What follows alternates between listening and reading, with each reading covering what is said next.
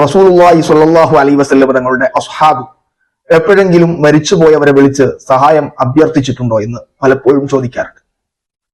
സ്വഹാബികൾ ഒന്നല്ല, ഒരുപാട് സ്വഹാബികൾ മരിച്ചുപോയ റസൂലുള്ളാഹി സ്വല്ലല്ലാഹു അലൈഹി വസല്ലം തങ്ങളെ തന്നെ വിളിച്ചു സഹായം അഭ്യർത്ഥിച്ചിട്ടുണ്ട്. അതിനൊരുപാട് തെളിവുകൾ നമ്മുടെ മുമ്പിലുണ്ട്. ഇമാം ബുഖാരി റഹ്മത്തുള്ളാഹി അലൈഹിയുടെ അദബുൽ മുഫ്രദിൽ ഒരു അധ്യായം തന്നെ കാണാം. ബാബു മാ യഖൂലു റജുലു ഇദാ ഖദറത് റിജ്ലുഹു. ഒരാളുടെ കാല് പ്രയാസം പറ്റിയാൽ എന്താണ് അദ്ദേഹം പറയേണ്ടത്?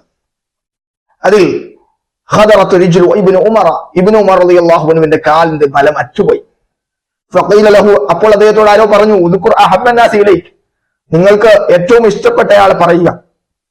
ഉടൻ തന്നെ ഫഖാല ഇബ്നു ഉമർ റളിയല്ലാഹു അൻഹു പറയുക മാത്രമല്ല, സഹായം അഭ്യർത്ഥിക്കുകയാണ്. യാ മുഹമ്മദ്, ഓ മുഹമ്മദേ എന്ന് വിളിക്കുക. യാ മുഹമ്മദ് എന്ന് പറയുമ്പോൾ യാ അർഫു ഇസ്തിഗാസയുടെ പദമാണ്.